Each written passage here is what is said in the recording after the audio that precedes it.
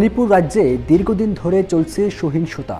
অবস্থা বেগতিক হওয়ায় রাজ্যের কয়েকটি জেলায় অনির্দিষ্টকালের জন্য কারফিউ জারি ও ৫ জেলায় ৫ দিনের জন্য ইন্টারনেট সেবা বন্ধ করেছে সরকার। The Manipur government has ordered the temporary suspension of internet and mobile data services across the state. Internet বন্ধের বিষয়ে মঙ্গলবার পরপর দুইটি নোটিশ জারি করে মণিপুর রাজ্য সরকার।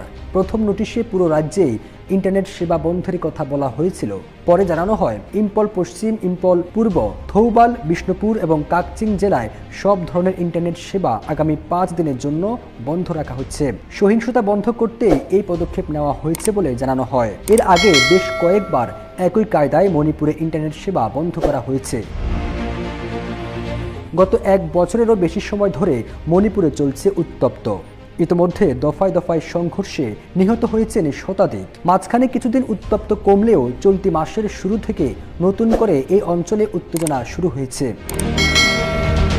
গত কয়েকদিনে দফায় দফায় গুলি বিনিময়, বোমা বিস্ফোরণ, ড্রোন ও ক্ষেপণাস্ত্র হামলা, বেসামরিক নাগরিকের মৃত্যু, মণিপুর রাইফেলসের ২টি ব্যাটালিয়নে অস্ত্রাগার থেকে অস্ত্রশস্ত্র লুটের চেষ্টা সহ একাধিক ঘটনাকে কেন্দ্র করে রাজ্যে উত্তেজনা বিরাজ করছে।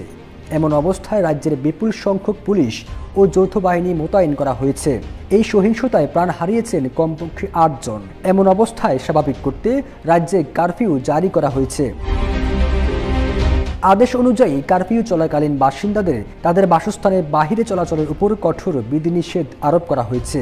প্রাথমিকভাবে স্থানীয় সময় ১০ সেপ্টেম্বর ভোর থেকে রাত ১০টা পর্যন্ত কারফিউ শিথিল করার ঘোষণা দেওয়া হয়, কিন্তু পরবর্তী সময় অবস্থা নিয়ন্ত্রণের বাহিরে চলে যাওয়ায় সকাল ১১টা থেকে তা আবার কঠোরভাবে কার্যকর করা হয়েছে।